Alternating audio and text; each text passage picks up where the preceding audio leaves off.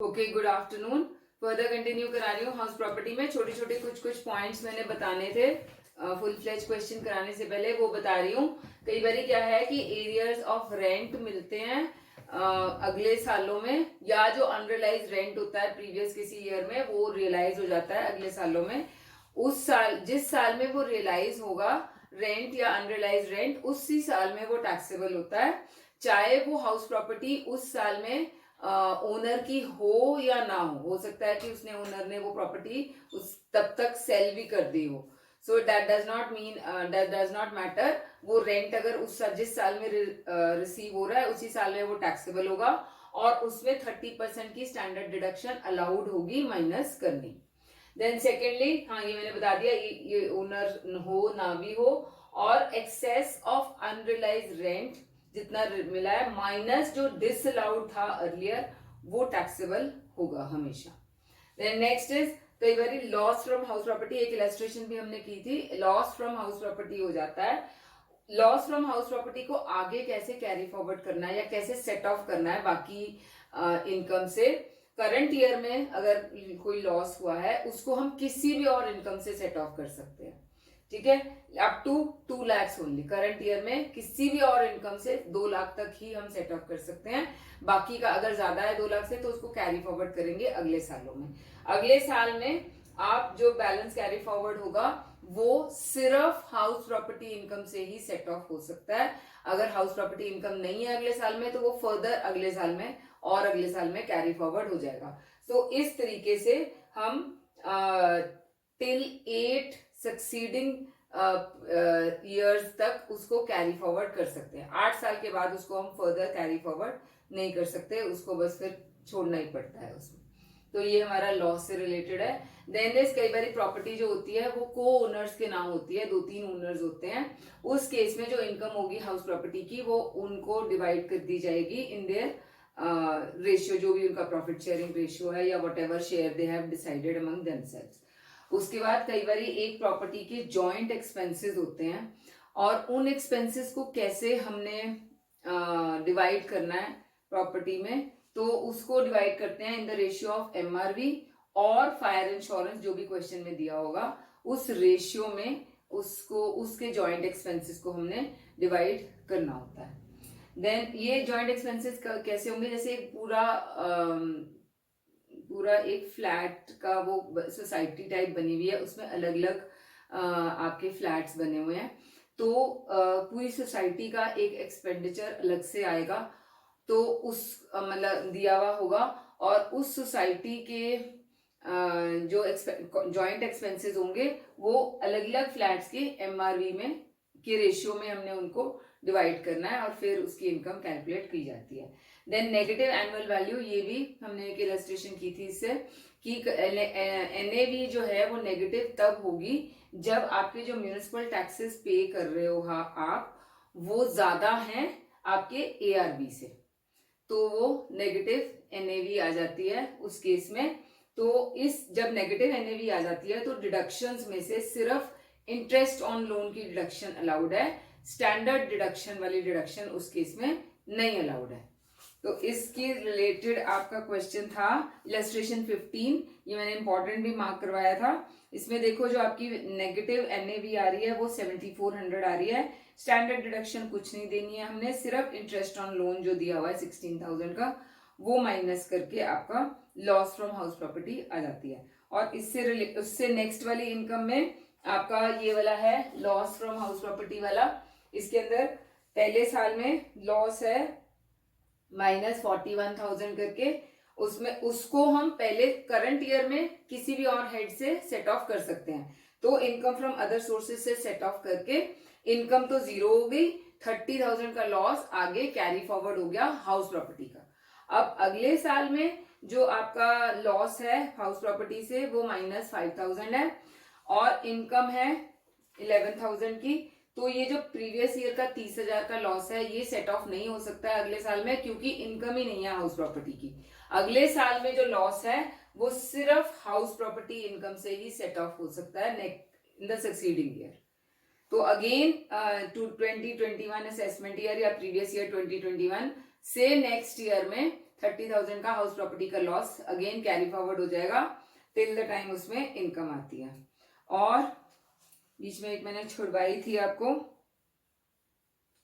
Illustration number 14 है, को owners वाली है ये। A, B, C are three friends owning equally a house property consisting of 6 residential units. It was constructed on 1st July 2016. One unit is occupied by each one of them for their residence. Remaining 3 units are let out on the monthly rent of 7,500 per unit. Municipal value में total घर की दी हुई है 5 लाख की, municipal taxes दिए हुए हैं 1,25,000 के और 25,000 ड्यू हैं। तो म्यूनिसिपल टैक्सेस के लिए क्या रूल है कि only on the paid basis आएगा, तो यहाँ पे सिर्फ 1 लाख आएगा, जो 25 ड्यू है वो नहीं अलाउड है माइनस करना। अदर एक्सपेंसेस हमारे collection, insurance, interest on loan taken for construction of the house दिया हुआ है। One of the let out units remained vacant for 2 months. Mr. B could not occupy his unit as he was transferred to some other city. He does not own any other property. Other taxable incomes of A, B, C हमें दी हुई है। Calculate the taxable income under the head income from house property. अब 6 identical units हैं और 3 self occupied है। इसका मतलब आधा घर तो सेल्फ ऑक्यूपाइड है, आधा ही लेट आउट है। तो आपने half of MRV let out of 3 properties जो है उसको हाफ करना है। 7,500 इंटू 3 इंटू 12 करके ये रेंट आ गया हमारा। और MRV जो है वो हाफ लेनी है, 50% ऑफ 5 लाख 2,50,000। दोनों में से हायर कौन सा है? 2,70,000 वाला। इसमें से वेकेंसी माइनस करनी है। एक फ्लैट 2 महीने के लिए वेकेंट रहा है, तो 1 इंटू 2 इंटू 7,500 करके वेकेंसी माइनस करके ये हमारा ARV आ गया।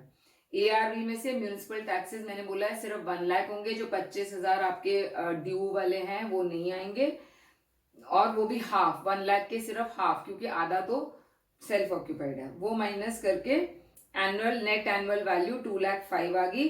अब इसमें से स्टैंडर्ड डिडक्शन माइनस करनी है, 30% ऑफ 2,05,000 वो हो जाएगी, और इंटरेस्ट ऑन लोन का आधा पोर्शन यहां से माइनस हो जाएगा। तो हमारी income from let out property 62,250 आ गई। अब जो सेल्फ ऑक्यूपाइड यूनिट है उसकी NAV तो 0 है, NAV 0 है, उसमें से सिर्फ इंटरेस्ट पोर्शन हमने माइनस करना है। इंटरेस्ट जो है आधा पोर्शन का 81,250 है, उसको डिवाइड बाय 3 करके तीनों में से माइनस करके, और जो शेयर ऑफ इनकम 62,250 है ये इक्वली डिवाइड करके तीनों का, क्योंकि हमारे को कोई शेयर नहीं दिया हुआ है तो इसलिए हम इक्वली इसको डिवाइड कर रहे हैं तीनों में। तो नेट हमारी लॉस फ्रॉम हाउस प्रॉपर्टी आ जाएगा 6,333 तीनों केसेस में। अब ये करंट ईयर का लॉस है, तो इसको करंट ईयर की किसी भी इनकम से सेट ऑफ हो सकता है। तो 1,50,000, 2 लाख और 3 लाख हमारी अदर सोर्सेज से इनकम है, ये अदर इनकम्स है मतलब, तो ये माइनस करके टोटल इनकम जो को ओनर्स की 143,667 आ जाती है। तो ये हमारे कुछ छोटे छोटे पॉइंट्स थे जो मैंने कवर करने थे। अब मैं आपको क्वेश्चंस करा रही हूँ।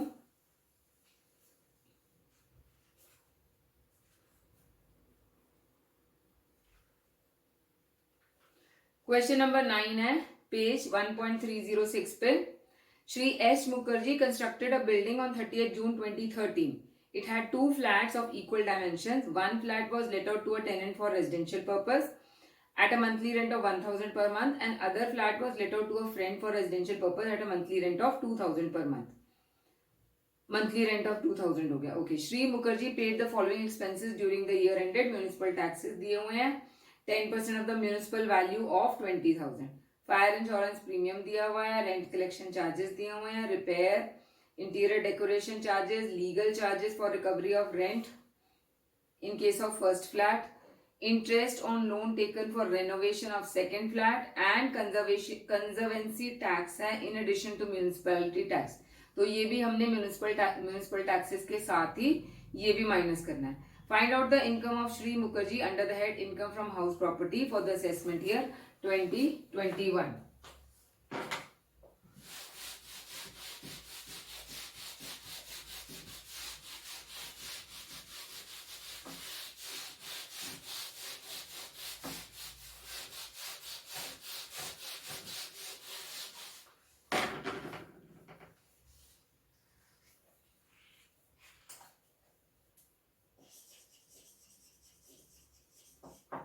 Calculation of income from house property for the assessment year of Shri S. Mukherjee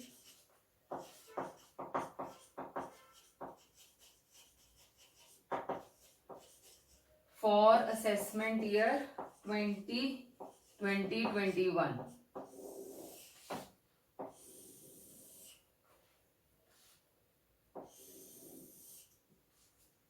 पहले फर्स्ट फ्लैट का निकालते हैं। हमारे को एमआरवी दी हुई है पूरे उसकी बिल्डिंग की एमआरवी हमें 20,000 दी हुई है जिसमें 2 फ्लैट्स हैं, तो एक की एमआरवी 10,000 हो गई, दूसरे एफआरवी कोई नहीं दिया हुआ, रेंट दिया हुआ है हमें 1,000 इंटू 12 करके 12,000 हो गया। तो एआरवी आपकी हो गई विच एवर इज हायर में 12,000 रुपीज हमारी एआरवी आ गई। इसमें से अब हमने म्यूनिसिपल टैक्स माइनस करने हैं, minus municipal taxes. Municipal taxes 10% है, तो 10% ऑफ एमआरवी लेना है, वो है 1,000 रुपीज। और conservancy tax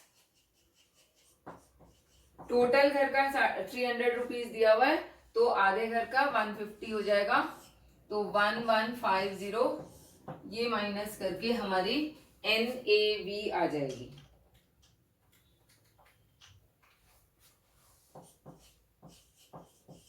this is your NAV. अब यहां से लेस डिडक्शंस अंडर सेक्शन 24। सबसे पहले standard deduction at the rate of 30% under section 24A। 30% of 10850 निकालेंगे, 3255 हमारी स्टैंडर्ड डिडक्शन हो गई। और interest on loan second flat के लिए, इसके लिए है ही नहीं है, तो इसमें सिर्फ यही आ जाएगा 3255। ये करके आपका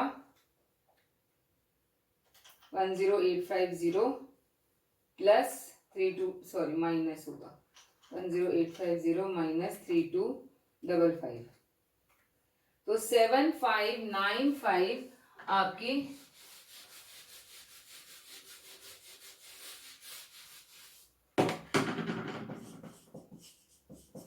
फर्स्ट फ्लैट से इनकम आ गई। उसके बाद सेकेंड फ्लैट, यहाँ पे कॉलम हम और बना सकते हैं। सेकेंड फ्लैट में अगेन आपका एमआरवी हमें दिया हुआ है 10,000 ही है, और एफआरवी आपका रेंट 12,000 है, एमआरवी 10,000 है, रेंट 12,000 है।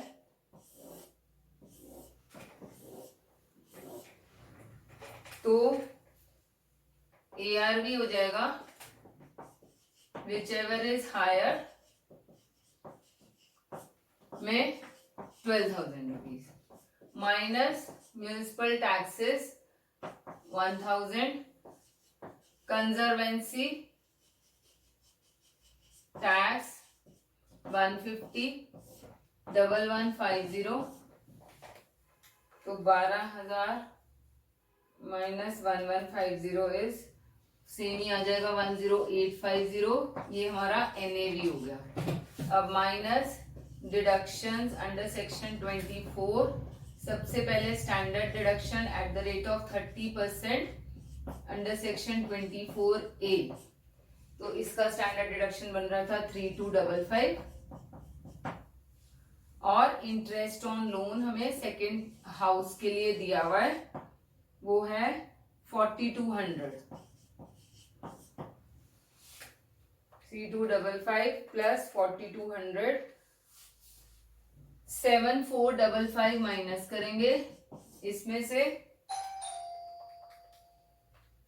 तो आपकी इनकम आ जाती है 3395। तो आपकी इनकम फ्रॉम हाउस प्रॉपर्टी हो गई 7595 प्लस 3395 करके 10990 आपकी इनकम फ्रॉम हाउस प्रॉपर्टी हो जाती है टोटल दोनों फ्लैट्स को मिला के। नेक्स्ट क्वेश्चन है, calculate the income from house property of Mr. Anil and Mr. Sunil for the year ending 31st March from the following information given below. Mr. Anil and Sunil are brothers and they have inherited the house property from their father with an equal share. Rent realizable from the property is 27,000 per annum. Municipal taxes borne by the landlord हमें दिया हुआ है 9,000 का, और property is on a leasehold land and the annual lease rent is 3,000. Rent collector is paid 100 per month. Property has mortgage by taking a loan of 50,000 at the rate of 10% for purchase of partnership for the purpose of partnership business. अब मैंने एक चीज पहले इस question में भी बतानी है कि जो हमारे को खर्चे दिए हुए हैं ना, fire insurance premium, rent collection charges, repairs, interior decoration, legal charges for recovery of rent, ये सारे हमारे इस 30% के अंदर ही कवर हो जाते हैं। आपका income tax department for all the expenses of the house, चाहे वो रेंट कलेक्शन के चार्जेस हैं, चाहे कुछ भी है, वो 30% अलाउ करती है ऑफ द नैव। तो आपने कोई भी और खर्चा अलाउड नहीं है माइनस करना। अब इसका एडवांटेज क्या है कि अगर ये खर्चे नहीं भी हो रहे हैं तो भी आपको ये 30% की डिडक्शन मिल रही है, तो इस तरह से आपकी इनकम थोड़ी सी कम हो जाती है। सिमिलरली इस क्वेश्चन में, क्वेश्चन नंबर 10 में आपका जो खर्चे है ना, रेंट रियलाइजेबल, ये तो रेंट रियलाइजेबल तो ठीक है, म्यूनिसिपल टैक्सेस भी ठीक है, जो आपका रेंट कलेक्टर को पे हो रहा है, जो लीज रेंट है, ये सारा कुछ हमने नहीं लेना है, हमने सिर्फ स्टैंडर्ड डिडक्शन देनी है 30% की और वो माइनस करनी है। अब पॉइंट नंबर 6 में दिया हुआ है, property was mortgage by taking a loan of 50,000 and 10% per annum at the rate of 10% for the purpose of partnership business. Interest on loan हमारा तभी अलाउड होगा, उसी लोन के ऊपर अलाउड होगा जो लोन आपने प्रॉपर्टी को या तो कंस्ट्रक्ट करने के लिए या परचेज करने के लिए या रिपेयर के लिए लिया।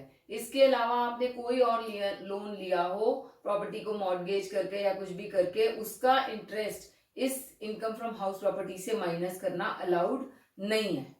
तो इस केस में ये वाला इंटरेस्ट माइनस नहीं होगा, नहीं करेंगे। One of the flats in the building fetching monthly rent of this much was vacant for 2 months। इसकी हमने वेकेंसी दिखानी है, तो ये वाला क्वेश्चन भी कर लेते हैं।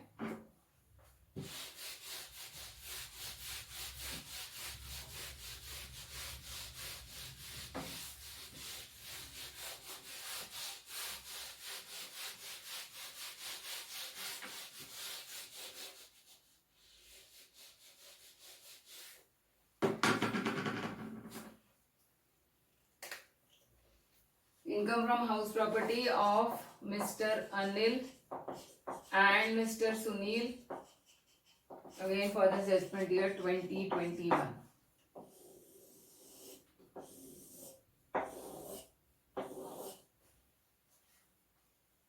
सबसे पहले हमें म्यूनिसिपल वैल्यू कुछ भी नहीं दी हुई है, सिर्फ जो रेंट दिया हुआ है वो ही हमारी ARV हो जाएगी। तो ARV ब्रैकेट में लिख दो, रेंट रियलाइजेबल, वो हमारी है 27,000 की। उसके बाद माइनस, जब हम ARV कैलकुलेट कर लेते हैं तो हमने उसमें से वेकेंसी माइनस करनी होती है, तो वेकेंसी पहले माइनस करके, एक्चुअली में ये आपकी ERV है not ARV, estimated realisable value, estimated rental value. तो वेकेंसी हमारी 2 महीने की है, 500 इंटू 2 करके, 2 ही है ना, यस, 1000 की वेकेंसी है, 26,000, ये हमारा ARV आ गया 26,000 का। इसके बाद अब हमने माइनस म्यूनिसिपल टैक्सेस करने हैं, 9,000 है और लैंडलॉर्ड पे करना है तो अलाउड है ये माइनस करने।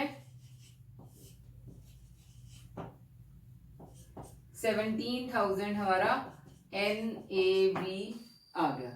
अब इसमें से माइनस डिडक्शंस अंडर सेक्शन 24 में standard deduction at the rate of 30% under section 24A। तो इसका 30% निकालेंगे हम 17,000 का 5,100 रुपीज माइनस कर देंगे। इंटरेस्ट ऑन लोन हमने नहीं माइनस करना है क्योंकि वो पार्टनरशिप बिजनेस के लिए लिया हुआ है, बस बाकी और कुछ भी माइनस नहीं करना है। तो हमारी इनकम फ्रॉम हाउस प्रॉपर्टी 11900 आ जाएगी। तो इस तरीके से आपने ये कैलकुलेट करना है। अब नेक्स्ट क्वेश्चन में क्या है, नेक्स्ट क्वेश्चन आपको होमवर्क दे रही हूं मैं। इसमें देखो आपको रेंट दिया हुआ है, म्युनिसिपल टैक्सेस है, ग्राउंड रेंट आपने नहीं लेना है, इंश्योरेंस भी नहीं लेनी है, interest on the amount borrowed for construction of the house, ये वाला इंटरेस्ट अलाउड है माइनस करना, कलेक्शन चार्जेस नहीं आएंगे, ये सारी चीजें जो ग्राउंड रेंट है, इंश्योरेंस, कलेक्शन चार्जेस 30% में कवर हो जाएंगी। The assessee mortgaged the house for 36,000 to meet the expenses of his daughter's marriage and paid interest of rupees 3,000 on the mortgage loan during the year। ये वाला loan allowed नहीं है, इसका interest भी allowed नहीं है क्योंकि ये घर के खरीदने या कंस्ट्रक्शन या रिपेयर के लिए नहीं लिया हुआ है, तो ये आप कहीं पे भी नहीं लोगे। Assessee also claimed that he had not realized rent from his tenant to the extent of 2,000 and he proved his claim to be his claim to the entire satisfaction of the assessing officer that conditions for its admissibility were satisfied। तो ये unrealised rent है, हमारे को municipal rental value FRV कुछ भी नहीं दी हुई है, सिर्फ रेंट में से आपने ये 2,000 रुपये माइनस करके आपका ARV आ जाएगा। आपकी ERV क्या होगी 800 into 12 करके, उसमें से अनरियलाइज्ड रेंट माइनस करके आपका ARV आ जाएगा, फिर म्युनिसिपल टैक्सेस और फिर स्टैंडर्ड डिडक्शन और इंटरेस्ट माइनस करके आपकी इनकम फ्रॉम हाउस प्रॉपर्टी आ जाएगी। तो आज इतना ही करते हैं, एक क्वेश्चन का होमवर्क दे रही हूँ, ये करके फिर will continue in the next class tomorrow, further करेंगे। ठीक है, सिंपल छोटा सा चैप्टर है ये, तो जल्दी खत्म करेंगे।